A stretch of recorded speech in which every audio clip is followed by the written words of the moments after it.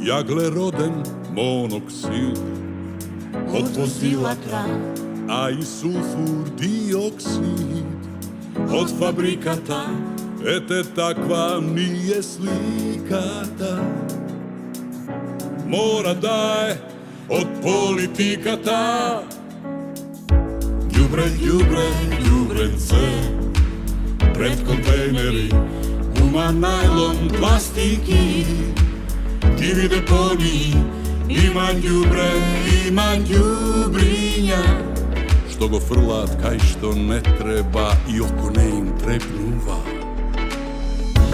И прости, малечка плането наша, и ти, ние сме во иста каша. И дојде време малку да се скрасиме и тебе да те спасиме.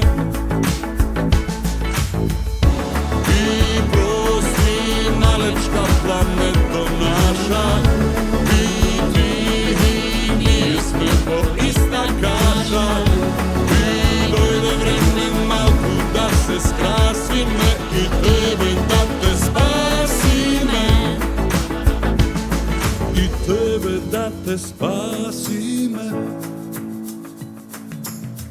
Агенда 21. Ова е можеби најтажната тема до сега. Океаните и нивните жители. Тие прекрасни суштества, заради кои вреди да се живее, ја прават природата уште поубава. Агенда 21, епизода 5. Тема Океани и животот во нив. Кико, знаеш ли ти колку вода има на планетата Земја? Околу 2/3 или 71%.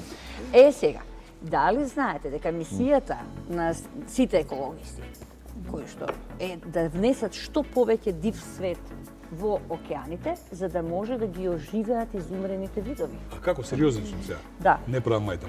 Како го изведуваат тоа? Како ќе внесат див свет? Па внесуваат со тоа што во мрестилиштата ги внесуваат. Преку мрестење. Сериозен сум? Да. Така и учевме, така и ова професор Агостинот исто тој ќе го каже во... И врв на сето тоа би било еден ден да живееме во некаква си Атлантида долу. Преубаво. На 3-4 метра. Колку е тоа романтично. Нели? Ама да онакви сите да сме сирени и нешто така. Кој сирена, кој ајкула, кит. Кога сме веќе кај китовите и делфините, јас мислам дека најбезмилосни ритуали, кои што воопшто постојат ден денес, се убивањето на китовите и делфините и тоа е уште една работа има, која што не ја знаете, но ќе ве прашам, знаете ли кој ја нанесува најголемата штета на морето и океаните генерално? Кој? Риболовците. Риболовот. Како нели не учат, јаде риба, јаде морски плодови, најздраво е. Најздраво е, да. Протеини. Мантрање за веганство. Да. Ама да, Јована, ама користат некои несмасни техники на риболов. Ама дури примитивни. А дали знаеш дека тие самите може да помогнат на сите овие видови кои што се загрозени, ама само доколку сака да научат? Да научат, да. Сакаш да ми кажеш дека нема место на планетава Земја веќе за криење. Риболовот секогаш има стапнат. Сега. Ти пак како пода. Ајде со твојата мантра да се казни екологија. Ќе дојде нешто за казнување, ќе има. А како може да се пресече ланец? Научниците и со тоа се занимаваат долго време. Значи, они тврдат дека морските цицачи живеат во постојана опасност да бидат задушени од рибарските мрежи. Дали сте имале прилика да видите некојаш како изгледа тоа? Тоа е една многу грда, неубава, грозоморна слика. И работата е што тие тоа го живеат со векови, со милениуми, а ние не можеме да издржиме едно најобично правило да носиме маска и тоа уште ни пречи и се буниме до кога ќе ги носиме. Што да кажат тие кутри суштества? Да, има 5 видови загрозени морски животни. Морски жилки, морски лавови, морски птици, риби, китови и делфини. Сега, која е причината? Отпадот и храната која што е исфрло човекот. мислат дека тоа е храна која ќе наидат на таков отпад и да речеме морските желки умираат најчесто затоа што се задушуваат од пластиката. Ај баш прочитав. Многу читаш ти, значи. Нашле желка што била многу слаба. Слаба. Слаба. И тоа е зашто мислела дека е, како што кажа Весна, лапнала шиша и не можела да јаде. Затоа била невидено слаба. Реков да не од анорексија. Да не анорексија нешто да не Да, се разбира. Не, а Иве исто така пишува тука дека од сите птици најзагрозен е албатросот. Што Албатросот еве тука, најзагрозен. инспиративен. Каква убав грациозност, пример, додека лета само. Ама ти кажеш како албатрос, јасно Да, ти е што.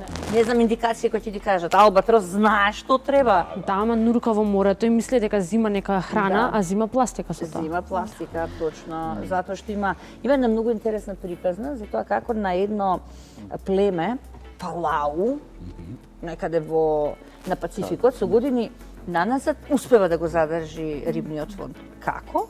Со тоа што риболовци, колеги, си го следат риболовот, кога е време, место, термин. Сега, ако го применуваат правилото на Бул, и има забрана на риболов. И сите го почитуваат тоа, но како го забележуваат дека ако некој лаже при риболовот, при промена на гребените. И вели ние ги следиме тие, замислете, значи племе, одговорност и тоа со векови го прават, го следат риболовот. Значи постои начин како тоа да се среди. Имаме биоскоп за таа работа? Имаме. Кино, пуканки. Пуканки. Агенда 21.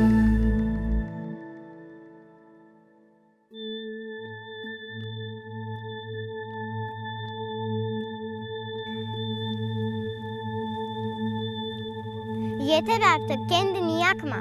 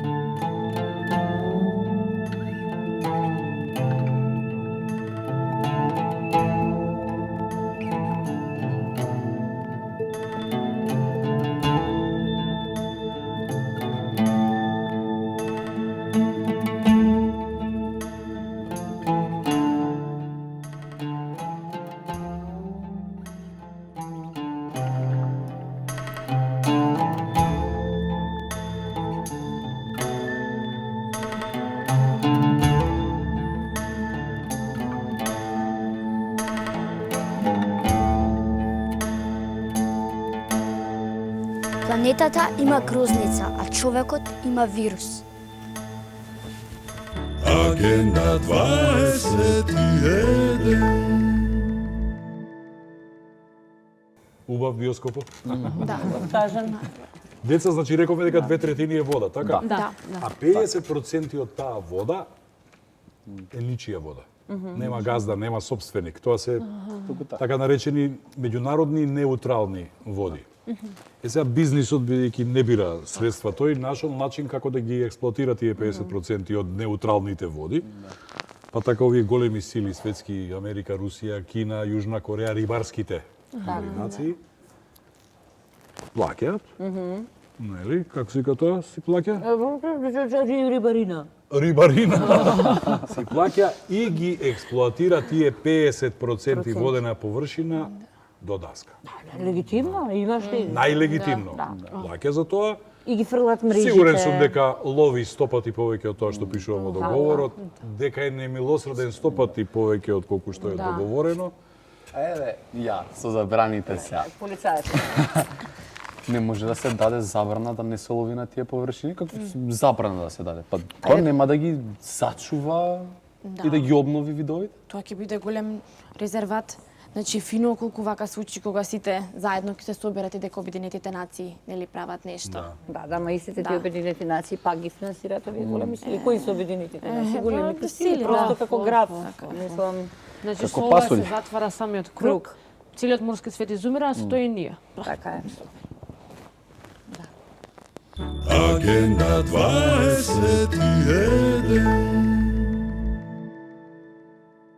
Електричниот отпад е кошмар. А добро, ако имам јас проблем лично со многу батерии, овде се јавувам. Па бе, девојче, имаме 2 тона батерии, не знам што да им правам. Кај да ги фрлам во Вардар Значи, или на стадион да ги однесам? Нула отпад си имаме посебни зелени канти и само си ги селектирате сите батерии. Ќе ни биде пријател овој зелен телефон. Посој бројот 070 236 000. Уште еднаш 070 236 000. Добри сте вие еколинија? Да. Многу сме среќни дека сте ни другари. Агенда 21. И сега доаѓаме до фотосинтеза. Ајде видиме што беше фотосинтеза. Преслушај ги. Производство на кислород. Така е. Производство на кислород. Значи, ако ги уништиме рибите во водите, ќе ги снема и растенијата. Ако ги снема и растенијата, папала маца, аш нема фотосинтеза, нема кислород, нема живот, нема ништо. Ништо. Нема фотографија. Нема. Сега, дали знаете дека сите оние земјоделци што фрлат отпад, и не само го зборувавме тоа минатите епизоди, Преспа, Охрид, Вардар. Сега и во Америка има земјоделци што фрлаат отпад во ова на Пацификот, нели? Да. И најголемата мртва зона, таа се нарекува мртва зона, со таков отпад, и е со големина како Нью Џерси, Добро. така. И дури и бојата е смената на водата. Поради овој отпад што го фрла земјоделците. А еве што правиме со немилосрдното убивање на китови и на делфини? Тоа е баш онака тажна тема. Стварно, еве од каде има потреба од тие ритуали купното да се прави толку крваво? Па дури тоа го прикажуваат на сите медиуми. Светски вест. Види, треба да е светска вест како нели како будење на За да се освести. за да се освести народот, ама има и традиција. Да, прво мислам дека е комплекс на човечкиот род. Се што е поголемо од нас, ние имаме комплекс од него. Од диносаурусите до китовите. 1584 година, значи 16 век, Данска почнале со тоа, тамошните рибари убиваат илјадници китови годишно, а за тој ден прават масакар. Дури сега беше пред Сега некој беше, месец, така е. која прочитав бројката, мислев дека е печатна грешка. Исто. Сериозно, мислев дека е печатна грешка, дека додале една нула. Да. Данци, Јас мислам дека и земјата е Данци ќе згрешена. речеш Па тие се... Хамлет. Данците. Ја Мац мислев Микелсен. дека фини луѓе тие данците. Макс Микелсен, данска кинематографија. Значи масакар деца, масакар. Не постои Илјадници забрана за кито, ова? илјадни. Знаете, еден кит колкав е колку студио. Пола, да. Илјадници такви нешто. Чек, значи, Данска во ракомет се светски прваци, олимписки прваци, Во имаат фудбал беа сребро, европски во прваци. фудбал. Во ракомет се одлични. Ракомет се Одличен најдобри, филм, може најдобри во одличен историја. театар, значи се имаат. Се имаат одлично. Немам слушнато еден да излезе да каже за ова. Па, излегуваат, кажуваат, знаеш. Од ракометарите немам. А од ракометарите да може. Не постои забрана за ова? Леле се забрани. Ајде. Еко За се полиција. постои Не забрана зема, злато, не ја само не се зема. применува. За се постои забрана, за се. Со што воопшто се прави тоа, не свеќам. Па, гледаш да се ритуали, тоа се пак, тоа е одној дел каде што никогаш нема ние да го веројатно да го преживееме, тоа е нашата примитивна страна. Човекот има примитивна страна. Ние сме инстинктивни суштества, ние сме приземни, ние што можеме толку да убиваме, да наштетуваме на природата, ние не сме хумани. Просто многу. Да. Например, во Кина најмногу купуваат китови и делфини. Да. Добро, они и кучиња купуваат. И кучиња, да, и ги мачки. јадат, нели? А од Јапан се И најголеми купувачи на китови и делфини во забавните паркови. Значи, они се на годишно ниво прваци откупуваат, ги ставаат во нивните водени паркови, но никогаш не ги ослободуваат. Не ги пензионираат. И имате стотици, илјадници китови, делфини кои што се во јапанските, во Јапан голем, Јапонија се видувам, голема, убава пространа е заради кејфот за водените паркови. Јас искрено, најискрено, ова прв пат го кажувам, јас сум противник на зоолошките градини, противник сум на водените паркови. Да. И сум гледала и китови, сум гледала и делфини и да речеме плаќаш, не знам, за воден парк $110 влезница, ќе платиш и за твоите деца и во истото момент чувствуваш не требаше за ова да ги дадам парите, требаше да идам да ги донирам, затоа што ќе заловат нови, ќе ги донесат. И значи и морските фолки како ги малтретираат, нели па им даваат. Самиот факт дека се заробени, тоа е веќе на точен знак рипаат. И тоа е такво едно малтретирање и просто стварно човек тажен кога ги гледа заробени тие прекрасни диви суштества. А мислам нема поубаво суштество. Уште една работа, не знам дали ви ја кажав, дали сум китовите тебе ќе те интересира. Откриле научниците пред стотици години, Атенборова го пишува, 60-тите години поточно, спуштаат хидрофон долу на дното на океанот. И прво се појавиле неколку звуци од китовите и произведувале известни звуци и музики. Знаеш? И после тоа викам, мислевме дека тоа е нешто случајно и се враќавме повторно, се додека не го научивме јазикот, дека тоа е комуницираат. Мажи, ако ти има песна каде што ја го јадовикува, замисли, имаат сигнал за опасност, сигнал за љубов, за се. А ние имаме само сигнали за ова полицајци во лева страна. оваа страна. А добра, што е со глечерите? Нели сите знаеме дека се топат, така? Се топат, да. Ама многу побрзо се топат отколку што мислиме. Значи, според податоците тука, викаат дека тие ќе се стопат до крајот на овој век. Значи, до крајот на овој век ќе бидат стопени. До 2050, да. 2050, да. Затоплување нема да има веќе глечери во Канада и Америка. Да, дури научниците не можеле ова да го предпостават. Чега, вие знаете, сериозни сте дека знаете што се глечери? Ајде. Што животно е глечер, кажи се. Тоа е некоја замрзната животна. Белата мечка. На тоа те асоцира. На тоа ме асоцира, да. Добро. Еј, не ми кажува дека има нешто за нив. Уште малку и ќе исчезнат, доволно ти е. Уште малку и ќе исчезнат белите мечки поради глобалното затоплување. Тие живеат на големи парчиња мраз, лед кои се топи и они едноставно дел од нив пропаѓаат во таа студена вода и ги снемува. И ги нема каде да живеат, нема каде да... Инаку и белите мечки ги има и во светските зоолошки, што е злосторство. Така е, колега? Така е. Седи Петка. Злосторство е, да. Агенда 21.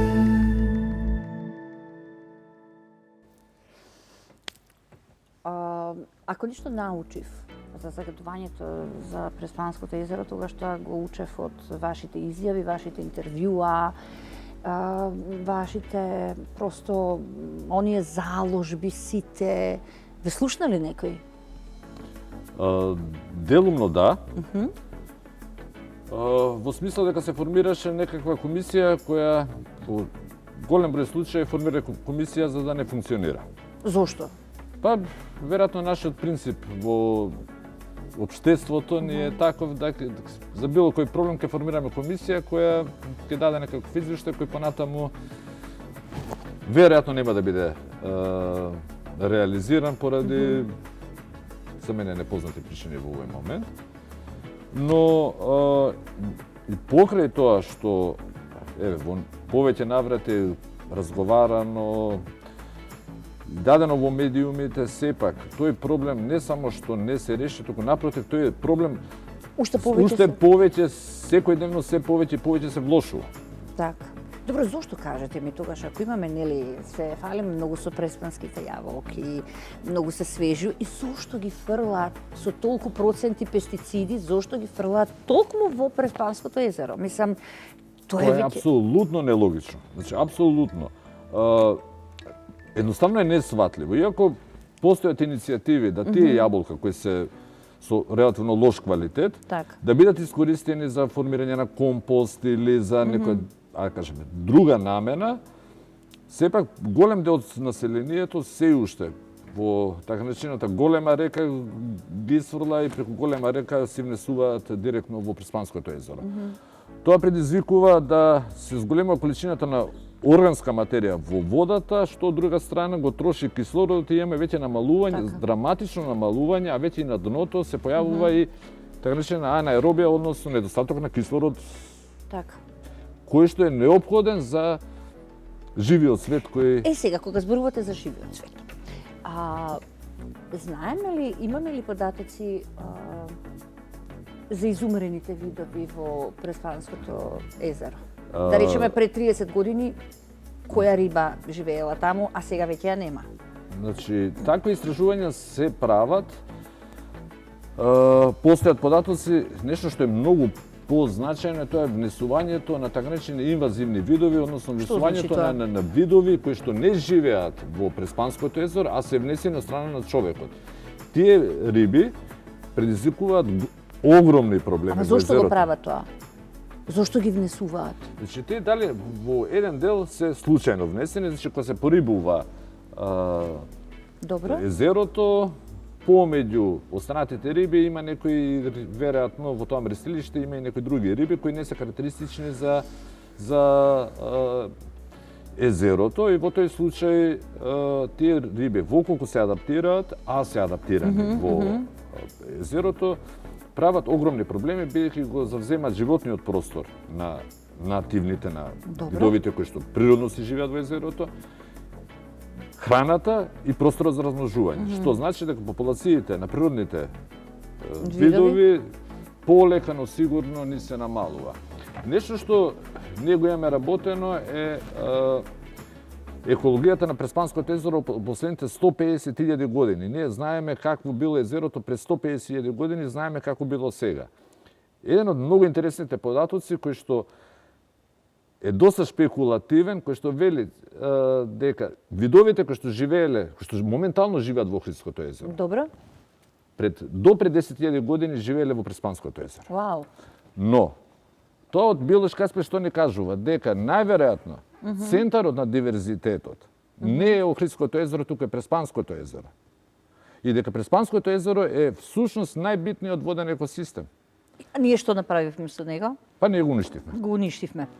Дали е точен податокот дека ни треба колку илјади години за да го правиме? Тој дали воопшто... Вие велите во едно ваше интервју, читав дека вие велите дека му нема спас.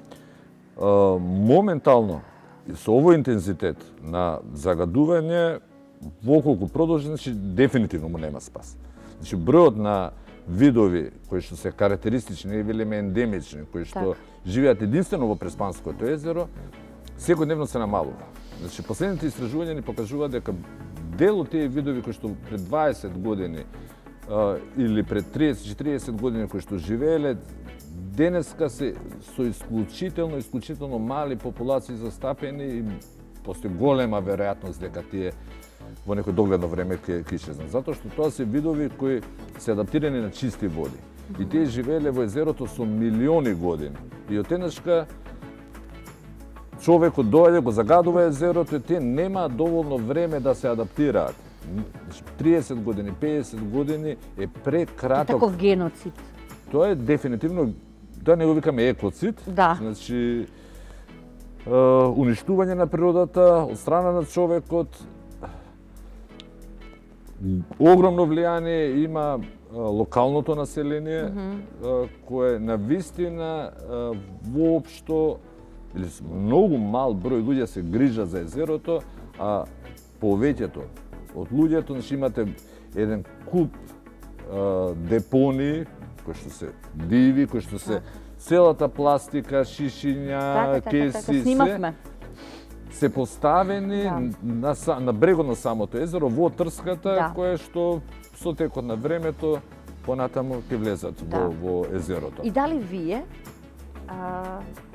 се капеле во Преспанското езеро? Пред 20 години, да. Пред 30, да речеме. Последен пат 2000 и ќе ви кажам 2002 или 2003 година, кога работевме интензивно тогаш 2002-2003 година, тогаш беше последниот пат во средината на езерото се капев. Изминативе години не, бидејќи сметам дека водата не е, значи, со соодветен квалитет кој што би требало да биде за кажеме развој на туризмот. Да, од друга страна, нели промовираат туризам, ја враќаме Преспа во живот. Сакам како човек да ве прашам, осамен ли сте се во борбата за Преспанското езеро? Има неколку луѓе. Има, се уште во државава, значи не сум осамен, сепак има и неколку институции од меѓународен карактер кои се исто така заинтересирани да помогнат и да навистина се подобри состојбата со Преспанското езеро. Но јас повторно се вратам, ако локалното население нема интерес како е возможно да нема интерес? Значи живеат таму, одгледуваат, живеат ота, како може да немаат интерес? Мислам, тоа е малце апсурдно, нели? Делумно, затоа што езерото не се гледа како екосистем, како природа, туку се гледа како резервар за вода. Затоа што таа вода е неопходна понатаму за земјоделските култури кои се гледуваат во регионот. Сепак треба да земеме предвид дека и регионот на Преспа од туристички аспект е значително послабо развиен од Охридскиот. Така е. Тоа од една страна... Но е повеќе оштетен. Но е многу повеќе оштетен од земјоделието. Така. Значи, предноста на Охрид е тоа што нема толку земјоделие, но има индустрија и има голем наплив на туристи, а од друга страна Преспа има проблем со земјоделието, со прекумерна употреба на пестициди, прекумерна употреба на вештачки ѓубрива, со внесување на големи количини на органски материи, отпадни и така натаму. И нешто што е во овој момент многу битно, недостаток, значи драматично намалување на нивото на водата. Тоа е еден сад како Инка, од кој што во овој момент постојат неофицијални податоци дека во регионот на Ресен има над 3000 приватни бунари. Вау. Тоа значи буквално цицате водата од Преспанското езеро и таа полека, но сигурно така е. Се намалува. Многу ви благодарам на разговорот. Беше драго. Ние сме заедно со вас, Агенда 21, во борбата за спас на Преспанското езеро. Ви благодарам што ме поканивте и јас се надевам дека оваа порака ќе стигне до поширок круг на луѓе, дека полека, но сигурно свеста особено кај младите, ќе се подигне за заштитата на животна средина. Се надевам. Ви благодарам. Агенда 21. Секаде каде што има решетки, има и злостора. Да. Криминалците се зад решетки затоа што направиле криминал, овие кутри суштества не направиле апсолутно ништо, освен што ја прават планетата многу поубава од кога што ја замислува. Многу поволшебна и парадоксот да биде поголем. Најголемите произведувачи на храна, не знам, компаниите, тие што се најголеми загадувачи, а ние сме конзументи.